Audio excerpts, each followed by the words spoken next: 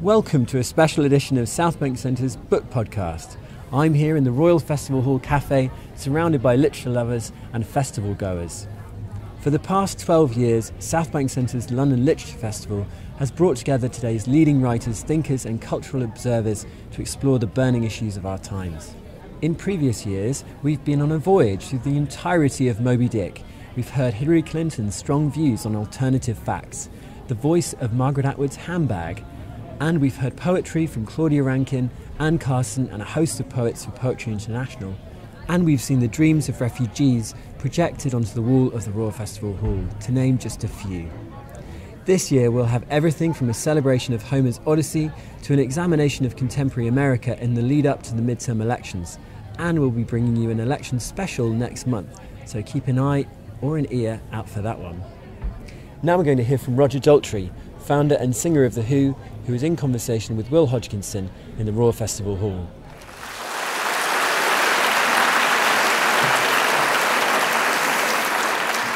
Good evening. I'm Ted Hodgkinson, Head of Literature and Spoken Word here at Southbank Centre, and it's my pleasure to welcome you to the Royal Festival Hall for the opening event of London Literature Festival. We're kicking off the festival in truly rock and roll style tonight, hearing from a man whose life rises from the rubble of post-war London, up through the raucous energy of the 60s and ascends to the greatest heights of musical and artistic expression. A driving force of one of the most iconic bands of all time, his unmistakable voice has left a tingle in many of our spines and changed rock and roll forever. My first introduction to The Who came when my old man played a cassette of Who's Next and proudly announced he'd come off his motorbike when he first heard Baba O'Reilly. I wasn't on a motorbike at the time, but if I was, I probably would have come off. So I learned from a young age that it was music so powerful it could create traffic accidents.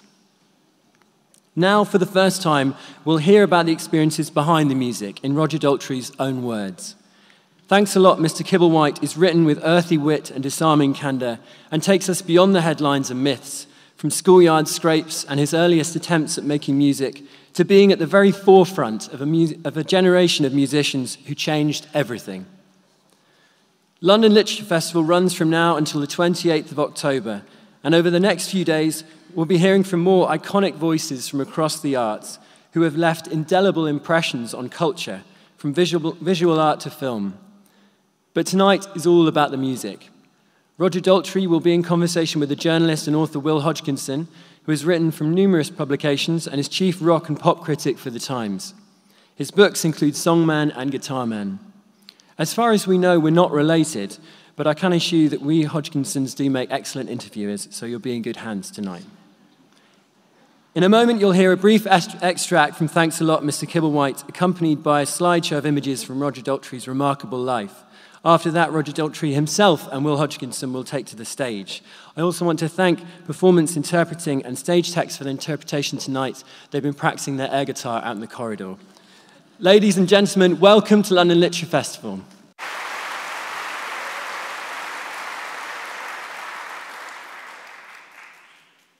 We were doing longer and longer shows.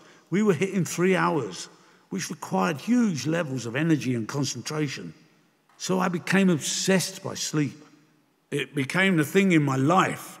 And as any insomniac will tell you, if you think about sleep, you worry about it, and then it becomes even more elusive. I just lay there each night thinking, I have to go to sleep now. If I don't, I won't make it through tomorrow night's show. It's going to be too late. I have to sleep. Now, hurry up and go to sleep. Maybe I should have just counted sheep. The Mandrax was prescribed quite innocently by my own doctor rather than one of the mysterious tour suppliers. Those guys were too busy keeping Keith upright. The doc didn't want to give me the pills, but I was desperate. I told him I wouldn't make it through the tour without them, and eventually he relented. That's why there are so many casualties in our business. It's so intense. The temptation to take something to maintain balance is huge.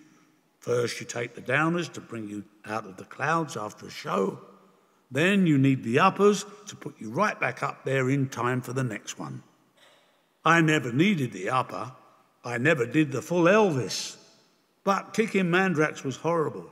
It's cold turkey for 2 weeks and you wake up through these endless, restless nights feeling like you're falling off the edge of a cliff. I still have trouble sleeping. Even when I'm not touring, I struggle. There are times, usually in the very small hours, when I trade it all in for the ability to get into bed and fall asleep. I wouldn't, of course, but I don't think you find many performers who sleep well after a show. If they do, they're probably not doing it right.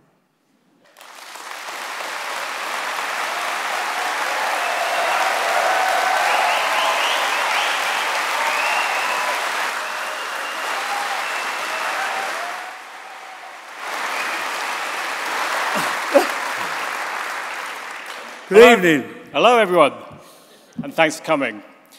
Roger, I finished, thanks a lot, Mr. Kibblewhite, read it twice, and not only did I love it because it gave a completely different take on The Who and your life, but also I felt it was a sort of generational tale, a generational story. And I want to ask you all about that, but the first question, which I have to ask, is who is Mr. Kibblewhite and why are you thanking him so much? Well, Mr. Kibblewhite was the headmaster at the grammar school that expelled me, and I can't quite remember what day it was. It was either the last day of my 14th year or actually on my 15th birthday. And Mr. Kibblewhite gave me 6 strokes of the cane on my bare ass, which, and if anyone here ever had that, because you never forget it, and at the time, they don't have a book under their arm when they hit. It was the full larrup. So that was very memorable, to say the least. And then he expelled me. He said, I can't do anything with you. You're an unruly student, so I'm expelling you. Anyway, as I was leaving his study, he opened the door for me to let me leave, and he stood at the side of it. And as I went through the door, he said in my ear, "You'll never make anything of your life, Daltrey." And that did it. My back went up, the hackles on the back of my neck went up. And I thought, oh, I'll show you. Thanks a lot, Mr. Kibblewhite. And that kind of stuck with me, that reaction. And when I said it at the time, of course, it was said with the arrogance and you know, the aggression of youth. But when I say it now, I really do mean it. I'm thanking Mr. Kibblewhite, because if he hadn't have done that, who knows, my life could have gone a very different way, and it wouldn't have been half as good, or maybe anywhere near as good, and indeed could have gone very, very wrong indeed. So he gave that impetus. Something about the early stages of the book is that you know, your childhood was like so many people who coming, you know, born around the time of the war. There was rationing, there wasn't a great deal of money around, but it did seem happy. And then there was grammar school. So I just wanted to ask, before you went to grammar school, your very early impressions of childhood, you know, your father coming back from the war, and how much was talked about? It was an extraordinary time to be born. I was born in a V1 raid, because after the Blitz, which was on the east end of London, they then started to attack with the doodlebugs, which were the V1s, and they were aiming at a lot of arms factories that were in Acton. And there was a double agent at the time called Eddie Chapman, and he was working not only for the Germans, but he was working mostly for the Brits. And he was phoning in back to the Germans. He was kind of, you know, radioing them, guiding their bombs, and making them drop short or long. So they never got our factories, but unfortunately, they got us instead. And you can't imagine, I mean, I can't imagine what my mum and my aunties must have gone through. Their husbands were away in the army. And to go down into a shelter anywhere in Shepherd's Bush at that time, come up, and both ends of your street have completely disappeared, completely gone, must have been really traumatic, to say the least. But you know, in those first years of my life, 1945 was the worst year of the war for food, because the little ration that we had in 1944, we then had to share with the Germans, because they were in a worse state than we were. And people don't realise that the Brits had to kind of put their rations into a pot that was shared out for everybody. So that was the worst year. I've always blamed Hitler for my legs. I mean, I couldn't stop a pig in the passage. No, I mean, it's bordering on rickets, you know, and it's from lack of good food in that very formative year.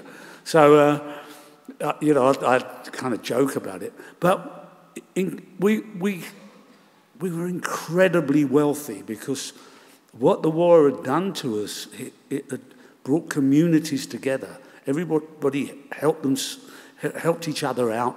The family unit was stronger than it's probably ever been. So we were incredibly wealthy. We didn't have much money, but that gave us another kind of wealth, because whatever we wanted, we had to create it. If we wanted music, we had to sing. And everybody sang. Every pub you go by had a piano with someone banging away. Maybe not very good, maybe really good, but it was always some kind of music coming out. And as the afternoon session got to a close, the singing would start, and the same in the evening. So everywhere you went, there would be people singing, there would be builders singing in the street, on building sites. The dustman would sing, the postman would sing, the mailman would sing. So it was a fabulous time to grow up, fabulous. And the bomb sites, they made, you know, it's been, a lot of us rockers had the same upbringing. Keith Richards, very similar. And the bomb sites, you couldn't have had a better playground. I mean, health and safety would have gone mad, but that's what growing up for kids should really be. It was absolute heaven.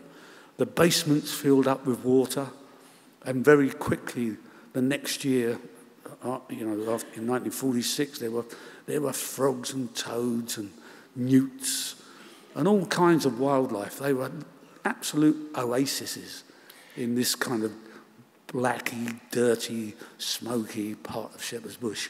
You get this sense of great happiness from all that, which is, on the face of it, is a situation which seems quite deprived. But then you get into grammar school. Now that's seen as the great achievement. And yet it seemed like that was when unhappiness creeped in.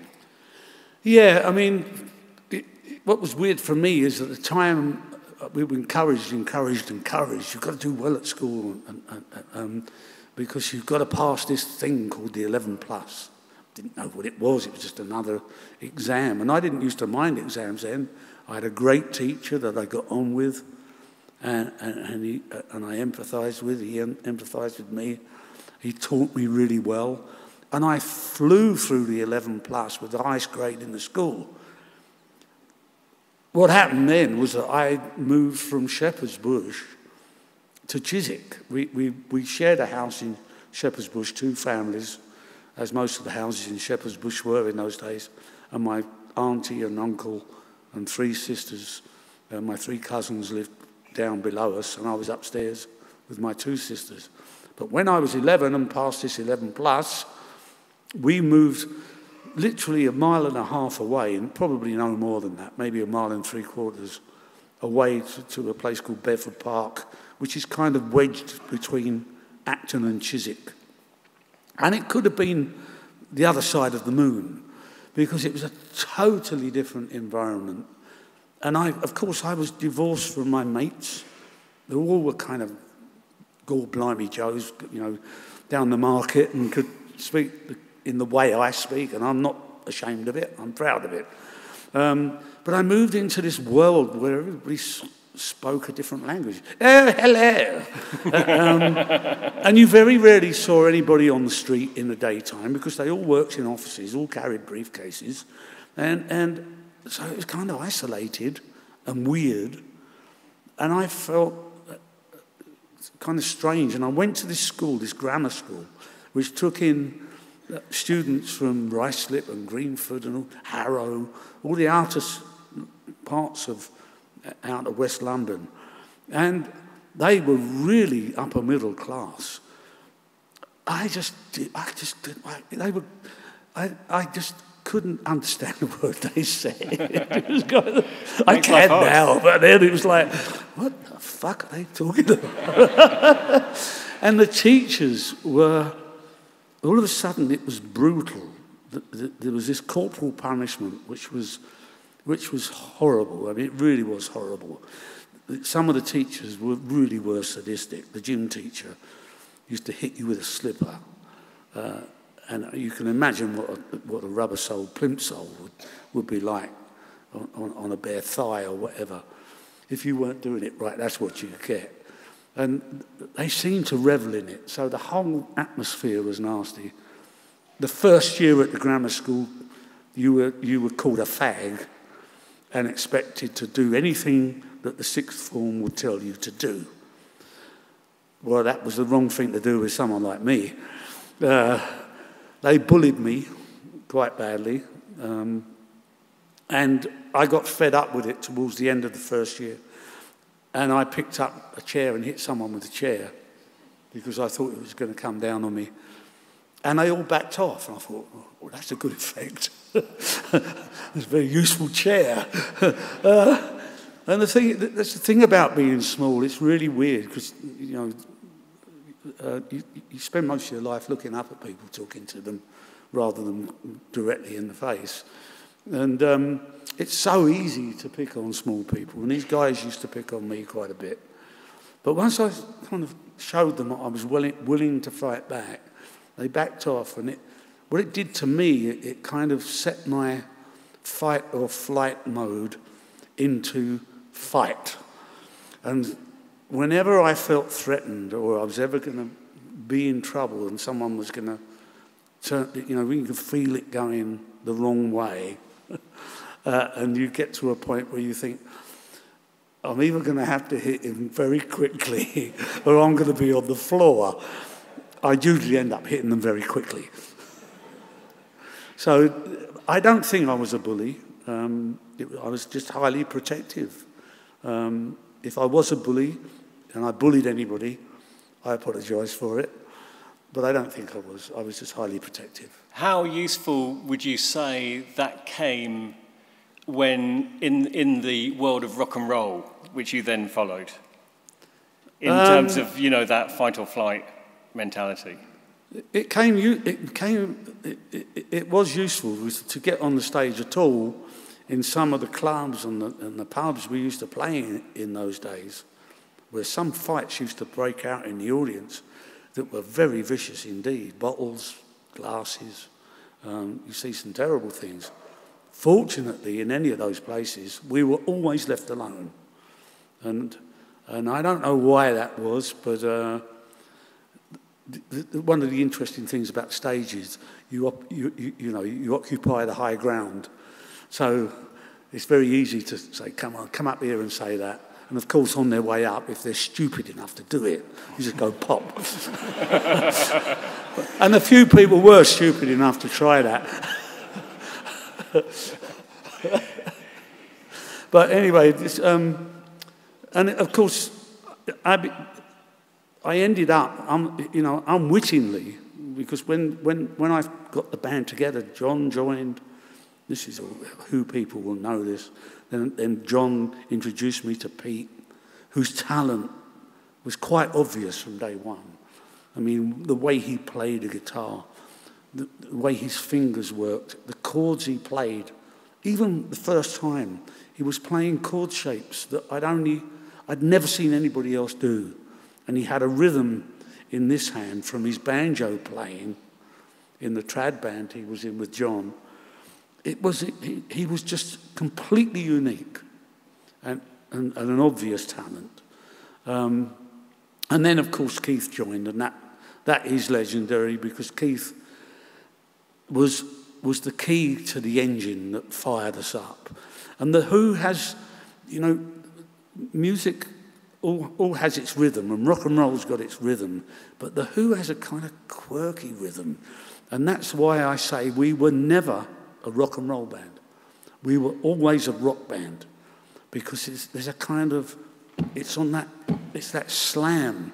And it was Keith Moon that put that in. But we all had it in us, but we hadn't found the key. And he was the key that ignited it. And that basically was the formation of the algorithm that is the Who rhythm. That is totally different than any other rock music that's out there. When those four people came together, four very, very different people in character, musical temperament, every single way, did you know that you had something special immediately, or did that only become apparent over time? We knew we had something special. We didn't know what it was, because we were, in those days, to get work, you were expected to play whatever was in the top 20. And then if we used to play an American servicemen's club, an officers' club in Bayswater every Sunday, thanks to Betty Townsend, who was enormously important to our career in the early days. You know, Pete's mum, Betty, absolute angel. She got us this gig at this American officers' club in Bayswater called Douglas House. And we used to play it every Sunday afternoon. And of course, all these GIs, officers, from all over America used to come up, and they used to ask for Johnny Cash, you know, and all these, Chuck Berry, Jerry Lee, all these people that we barely heard of. And of course, we were expected the next week to play them what they requested the week before. So we had to go searching for this music. And they loved the fact that we were trying for them. We were not just going, this is what we do and we're not doing anything else. If they requested it, we'd try and do it. So I knew we had something, but we didn't have it quite made. And it was only when we started to get into playing the blues and Tamla Motown and James Brown and that kind of stuff, where it really started to become freer. And Moon's drumming, again, had a lot to do with that. Moon's drumming and Pete's guitaring. Moon would double up the beat. We'd get bored of the 12-bar. So instead of doing that, ching, ching, ching, ching, ching, ching, ching, ching, he would double it up and go, and then it would become this cacophony of noise. And Pete developed the feedback. And then, for some reason, we kind of were telepathic. It was really weird that we had an ability to kind of read the vibe of the music. And we could turn on a sixpence and we'd go from something like Smokestack Lightning into a kind of jazz-based thing. And it would be instant, all together, with no conductor, just everybody feeling each other. It was extraordinary. It's a big leap, though, to go from that to Pete Townshend's original material. What did you think when he first started presenting material, and also what was the kind of conversation about that? It was quite obvious that we were going to need our own material. And Pete had written a couple of songs previously that we'd done in a demo studio somewhere, and again, down to Betty Townsend. We'd made this demo. I can't remember what it was called. There's probably some aficionado in the audience who can shout it out. But we did a demo anyway of 2 songs. And so it was obviously he could write. But then we were kind of mimicking other people. We did what was it? I'm the Face as the high numbers. Yep. Which Pete Meaden plagiarised from John Lee Hooker, or someone like that, I can't remember. That would be Pete Meaden, your manager at the time? Yeah, Pete Meaden was our manager, and was the one that turned us load of yobs into mods. I wanted to ask you about that. Well, it was only a look, it was nothing more. And he plagiarised that song and wrote some lyrics to it that he thought were mod lyrics. I'm the Face if you want it, babe. But it was quite obvious then that we were only ever going to be a covers band unless we could write our own songs. And then the Kinks hit with their, you know, All Day and All the Night, You Really Got Me, and that kind of songs, those kind of songs. And Pete did basically a Kinks copy with I Can't Explain. But his lyrics, immediately you became aware that this was coming from somewhere a little bit different than most writers. So that was the first hit, and that got to number 8 in the charts. We were very pleased with that. And then, of course, there was Anyway, Anyhow, Anywhere, which Pete had.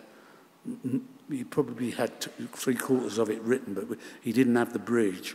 And we ran it down at the Marquee Club because we were due to record a song. What song? We didn't even have it the next day for the next single. That's how it was in those days. And I came up with the middle 8. You know, nothing gets in my way. It's typical my attitude to life. You know? Not even locked doors. That was my addition to it, and so that was a kind of a co-writing experience. And then there was obviously, you know, the substitutes and My Generations, which were easy. Pete was obviously off on another trajectory that was, again, so different than anything else that was out there. Then we got to the tricky part of our career for me, which is when he presented Happy Jack. Happy Jack, Peaches of Lily, pretty strange songs. Happy Jack. Well, Peaches of Lily I kind of liked, and that wasn't easy because it was a story. It was great. Happy Jack I find kind of weird. And I thought, how the hell do I sing this? You know, who do I sing it like? Because Roger Daltrey as a singer wasn't really formed yet. Roger Daltrey could be James Brown or Johnny Cash or Roy Orbison, you know. So it was very confusing to me. And then after Happy Jack came I'm a Boy. Wow. How do I do this? You know. But I listen back to it now, and it's really quite extraordinary because, you know, the song is about a woman that wanted girls, and one of them turned out to be a boy, but she treated him like a girl. And obviously, I put myself in the position of what it must have been like to have been a boy being treated like a girl. And I sang it with a voice that, when I listen back to it, is incredibly haunted. And it sounds like it's got a quality to it that is really, really kind of divorced from its body. It's almost like you can hear the boy, you know, not wanting to be a girl, and singing, I'm a boy, but it's kind of compressed and squashed and, it's frustrating and lonely. Yeah. It's a strange quality, and I'm very proud of it now. But at the time, I thought I'm not quite getting to grips with this. But it must be a sort of form of acting in a way. I mean, did Pete sit down and tell you, right, this is a song about? No, he never told us anything. Did he tell you anything? Does he now? No, I never ask him. I don't need to know. It has to live in my head, and I have to internalise the words and feel what the song means to me, and I have to study those words and what those words are saying to me, because that's how it touches me. And then I have to make that try and touch you. And when I sing to you. I don't, when people say, you know, what's it like singing to 500,000 people? I say, well, it isn't any different than singing to one, because I sing to you. I don't sing at you, I sing to you, and I want to touch you with the emotion and the empathy of the song. I want the song to move you, and that's what it's about for me. I felt that, you may completely disagree with me, Roger, but I felt that the kind of unique voice came maybe with I Can See for Miles. It felt like that was the beginning of the journey, which then led to Tommy and Quadrophenia and everything else. That is true, but I Can See for Miles, you know, the period up from My Generation until I Can See for Miles was the period that I was kind of sacked from the band, reintroduced to the band under the condition I wouldn't fight anymore. And I went back under the condition that they wouldn't take drugs anymore before the show. I didn't care what they did after the show, but before the show, we go on straight, because the music meant too much to me. I also knew how much I had to work to go and see Cliff Richard and the Shadows at the Chiswick Empire in 1960, early 1963, I think it was, maybe 1962. And how much those tickets cost to go, and how much hard I had to work to get that money to go and see them. And I realised that if you're an artist on this stage and people paid money to sit out there and watch you, you owe it to them to deliver, and you owe it to them to be in a condition to deliver. And the drugs interfered with that. They didn't make it better. It might have made it feel better to whoever was taking them on the stage, but generally, from the audience's point of view, the playing went downhill. And you have to remember, as a singer, it's a strange place on the stage to occupy, because I kind of stand out there. I'm not very good with these mics. And the band are all back here, so I don't see them. But what I do is feel them. So I'm very aware of every little detail of what they're doing. And if one of them is on speed or on downers, I feel it, and I can feel that this engine's firing on, if it's a V8, it's only firing on 6 cylinders sometimes. That was when Moon was at it. But there was a period there in the first European tour where all three of them got very, very heavy on amphetamine, because it was our first European tour. And the playing got so bad. They were playing so fast, so loud, I couldn't get the words to the songs in. So, I mean, I'm standing there, this is a waste of time. And I got kind of angry. I got really angry, because I just thought, these people have paid to see us, and this is crap.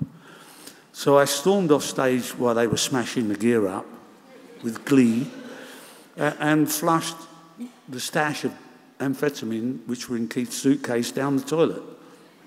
And Keith went crazy about and attacked me with a tambourine. And you laugh, because it sounds like, oh, a tambourine, oh, how dangerous was that?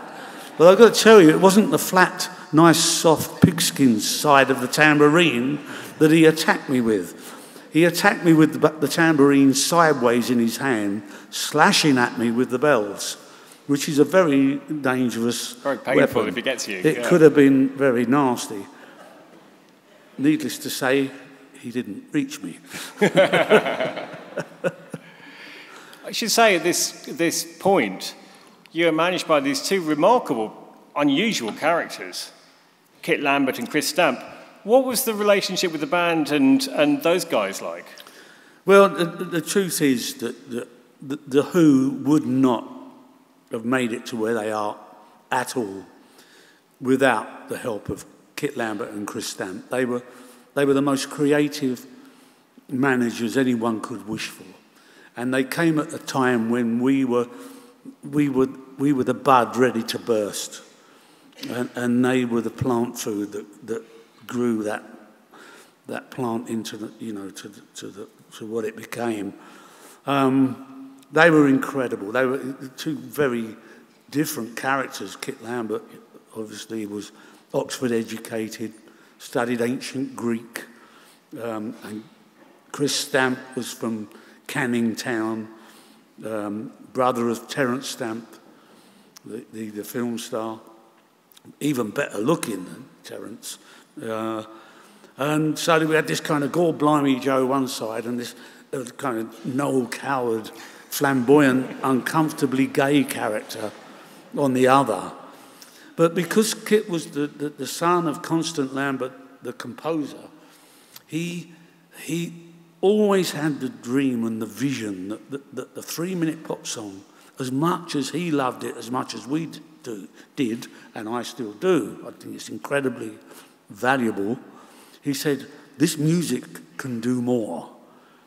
And it was him that encouraged Pete to start writing longer pieces of music, trying to tell more narrative within a musical framework. We did the mini opera, and then went on to do what became the one thing that really put the Who on the map, which was Tommy. And it was Kit Lambert that drove that. It was Kit Lambert that guided the story. It was very much a Who Tommy, and that includes Kit Lambert and Chris Stamp, as well as the other 3 members of the band and myself. It's also a big leap. Of course, you did have the Who sell out, but then Tommy is such a different thing. It hadn't really been done before on that scale. So what were your impressions of Tommy when you first heard the demos, or Well, the demos came in different. It started with one song. It started with Amazing Journey, and Pete had this idea of what life would be like, just to experience through vibration, because music is vibration, and so it's all this musical link all the time. What would it be like just to experience life through vibration? And if you were deaf, dumb and blind, that's kind of all that would be happening to you. It would be all senses. And I thought that this is really interesting. But it was just that one song, and every night him and Kit would have chat and chat and chat. And he'd come back the next day with a very rough demo of a song that like Acid Queen or whatever. And gradually the thing built itself. And then Pete said to John, I want this to have a dark side. We need, we need a cousin Kevin. We need a spiteful side of human nature, and we need, the Uncle Ernie character. We need that side. This is all about humanity, and those kind of parts are all within us. It's just that they don't come out in all of us, but it's all potentially there, which is scary, but it is true. So he got John to write Uncle Ernie and Cousin Kevin, and then Keith, with his very black humour, said, well, what they should do at the end is all go to a holiday camp, which is basically like becomes the end because they all rebel. And we thought, oh, that's a good idea. So the holiday camp sequence, which is attributed to Keith Moon, it was his idea, although Pete wrote the music. I'm just going to jump, I know it's a few years forward, but I've got to ask you about Tommy the film, because it's still one of the most remarkable films. There's nothing like it. Nothing, Ken Russell was absolutely unusual character. I believe he broke your back, amongst many other things, made you go. So just tell me about that. I mean, he pushed you so far, didn't he? No, I don't think he did. I mean, you see, Ken was so loved, and he was such a cuddly, warm character, and the wonderful thing about that whole period of time is that the artists were in charge of the creation. It wasn't the accountant. It was the artists. And Ken was one of those flamboyant geniuses who just wanted to try things. And if you were working for him and had the privilege to do that, you'd die for him. And yes, he did have me. When I look back on it, I think I must have been mad. I mean, like that, the hang gliding in those days was perhaps the first sort of 4 years of hang gliding ever, where hang gliders, instead of laying down like they do today, all nice and streamlined, you're sitting up on a little wooden swing, hanging from this piece of plastic, hoping that it goes up.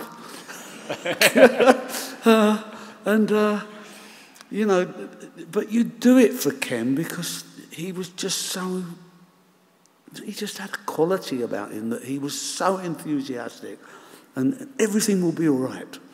And of course, everything in the end was all right. apart from that, I might have broken my back, but apart from that, everything was all right. Apart from that minor detail. Yes, a minor detail. But I mean, I look at it now and I think of that Welcome scene in it, the song Welcome. And we were filming in a house on Canvey Island. No, was it not Canvey Island? Hayling Island.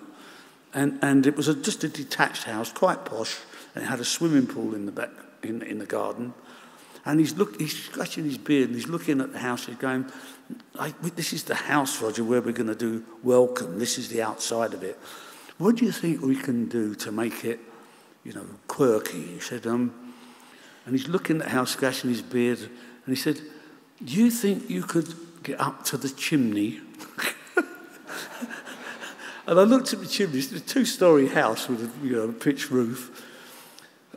Yeah, why not, Ken?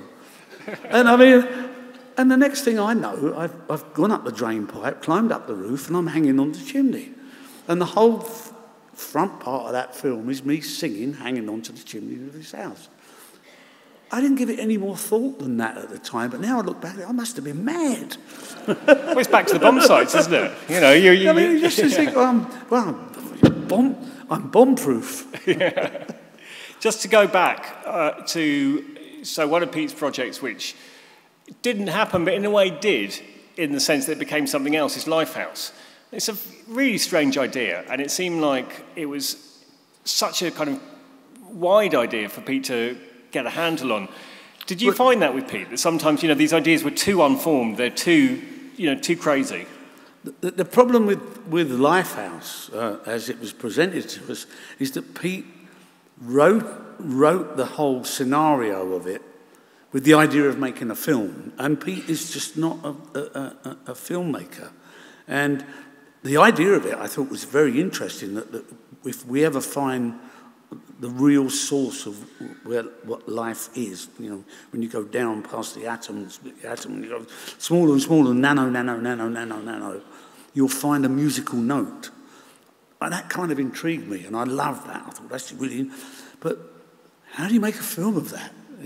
And that was the problem. It was stuck in Pete trying to make this film, writing a script that kind of didn't make any sense at all. I don't know whether he's published it, but it was extraordinary. None of us could get our brain around it. But equally, he then presented the music that became Who's Next. And I mean, that was fabulous. I mean, to hear that for the first time, it was like, wow, this is so special. That was almost like the birth of Stadium Rock. Those songs suddenly had this epic quality which hadn't really existed before. No, that's right. I mean, he really jumped the wire on that one. He really did. And the great thing about that record is we had the demos possibly for about 6 or 7 weeks before we ever recorded them. And that's the first time and only time that's ever happened to us. Where by the time we got in the studio, we were comfortable with the music and we kind of made it the band's rather than mimicking a Pete Townshend demo. That's why I think that album stands up as being perhaps the best recorded album we ever did.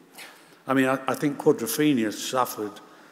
The only reason I had problems with Quadrophenia ever in its original form was that we recorded it while we were learning it. We were recording it in a studio that we just built, not knowing anything about building studios. That wasn't tuned to true sound, so that what we were hearing or we thought we were getting onto the tape wasn't actually there. And so that kind of, for me, Who's Next is the best one of the lot as far as recording quality. One of the themes, I guess, that I got from the book, especially when you get to Who's Next, when you get to that period, is that you've got something special, you've got something which has been successful now. And yet, all rock bands are volatile, but I think it's fair to say that The Who are unusually volatile. When you've got Keith Moon as your drummer blowing up toilet seats and toilets, not just the seat, and the rest of the hotel. Hate you. So my question is, Did it always feel like it was on the edge of falling apart? And did you feel that it was your job to hold it together? Well, I was the only straight one with 3 addicts in the band, and someone had to keep it together. But it never really felt like it was falling apart. No, it didn't.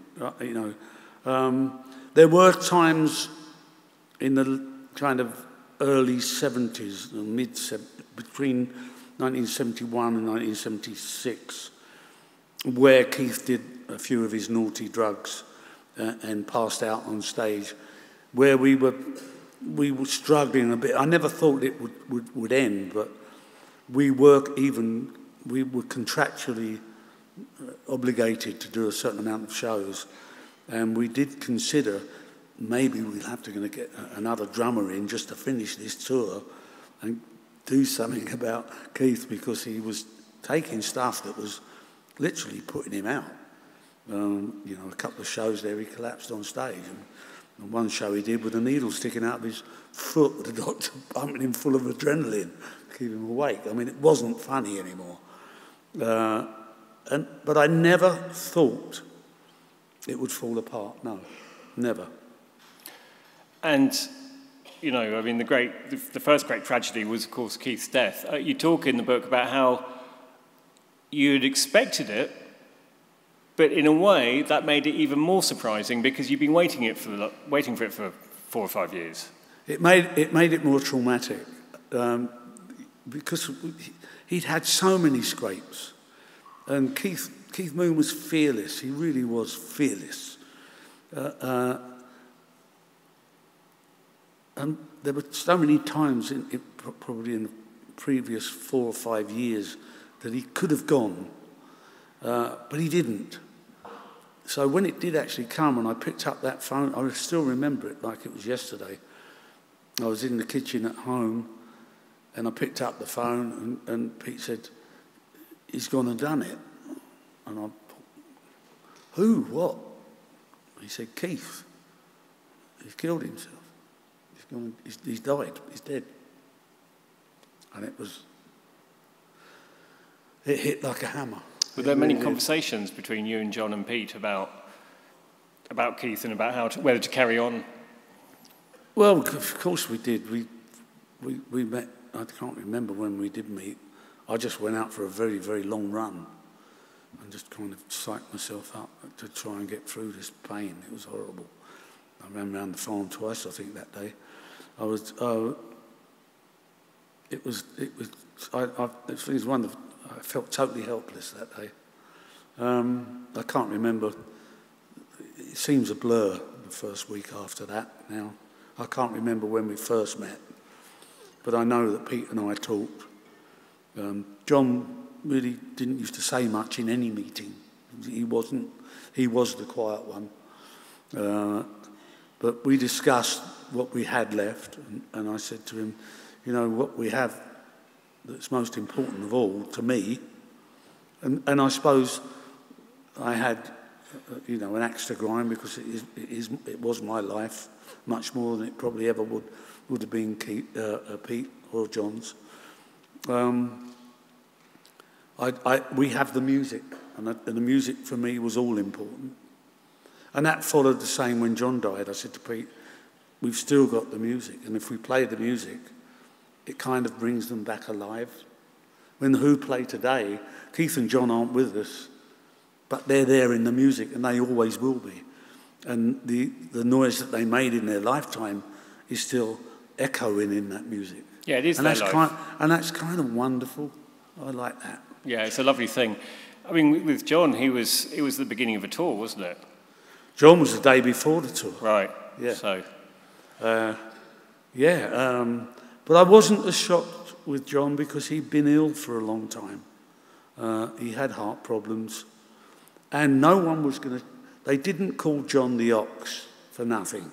He was as stubborn could be, and he had a lifestyle that was the way he wanted to live his life, and you could talk till the cows come home to him about changing his lifestyle to help himself out.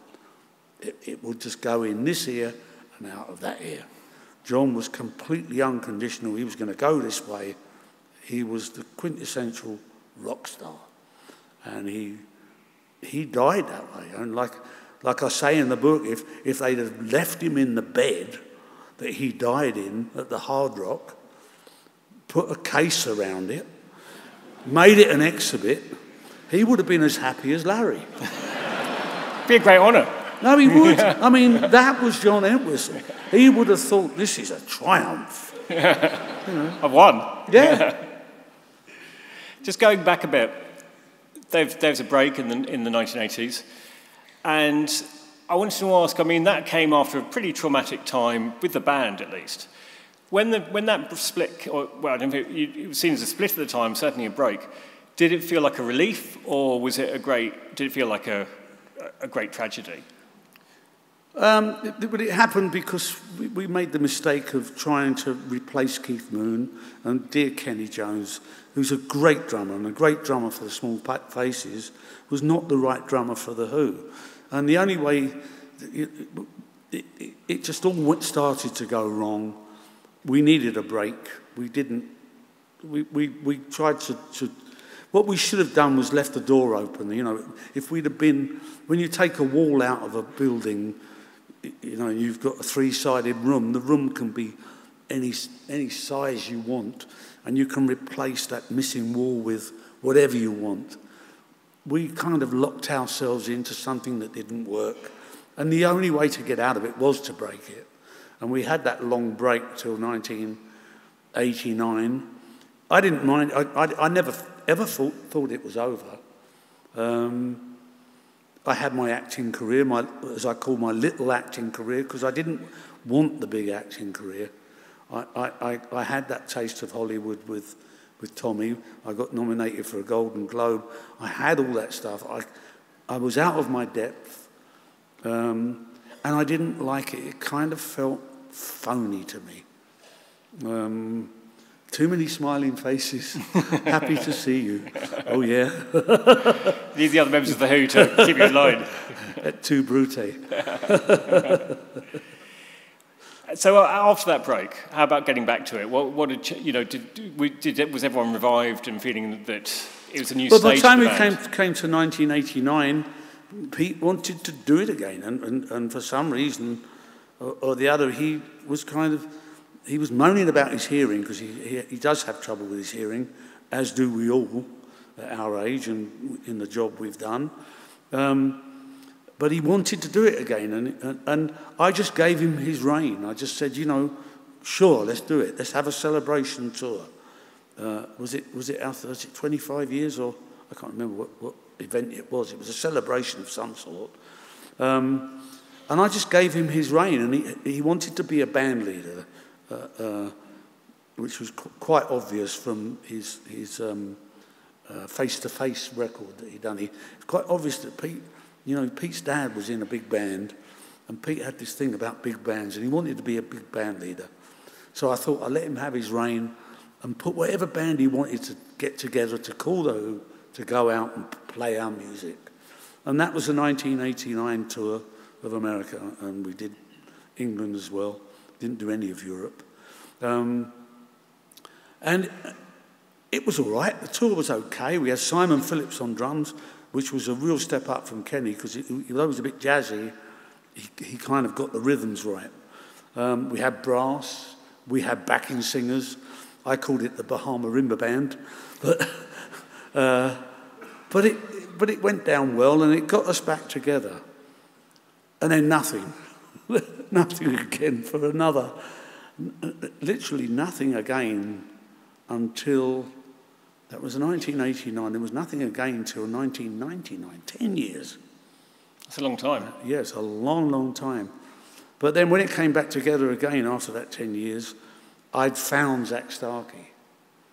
And finding Zach Starkey was just a piece of luck. Because the history of Zach, he was, Keith Moon babysat Zach. Keith Moon, poor thing, he survived that. I thought, this guy survived. What an Keith Moon as a education. babysitter, he could survive anything. He could survive The Who. as I say in the book, finding Zach was like finding a diamond in a barrel of sawdust. He was so special. And he totally gets our algorithm, and he made it work. And when we reformed again in 1999, we reformed for a charity show. Neil Young called us up and asked us to do his bridge school charity that he did in San Francisco every year. It was for a school for handicapped children. And so we said, yeah, we'll do it. We did two days for him. And that got us back together.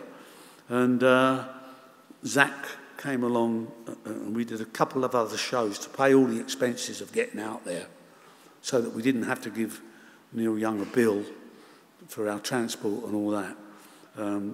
We did a few other shows with Zach on drums as The Who for the first time since Keith died, really, as the proper Who. And it was just great. It was just fabulous. And then since then, I've asked Neil Young several times to do the Royal Albert Hall, and he doesn't answer his emails. Well, that's Neil Young. They're all the same. They're all the same. These big stars, you know. So, Roger, I'm going to ask you one more question before I've got a handful of questions from the audience. Like I said at the beginning, I felt that the book didn't just tell your story. I kind of felt that it told a generation story, and I loved the book for that. What did you learn about yourself from writing the book? And, you know, what did it make you reflect on? It taught me that the best thing in life is always to be honest. And no matter how difficult sometimes it is, it's a much easier route in the end.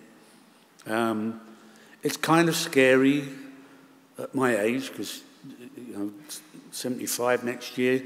There's so much behind me, and I can't be a lot in front. So that's kind of scary. But equally, after the scrape I had a few years ago with meningitis, I'm just glad to be here. I've got a lot of wonderful family. I'm incredibly lucky that I met my partner in life, and we've been together for 51 years. That's not usual in rock. I mean, that's one of the great success stories, which is fantastic. This is a very special woman who understood the business we were in, and you know, lived with me as me, and we were always honest with each other. We are true partners, and in some ways closer together than we've ever been. And my children, all of my children, the ones prior to Heather and the ones I have with Heather and our grandchildren, they're wonderful people. I'm so proud of that. To bring good people into this world, it makes you feel good. Roger, that was brilliant. Thank you so much. Thanks, Will. Great. Thank you.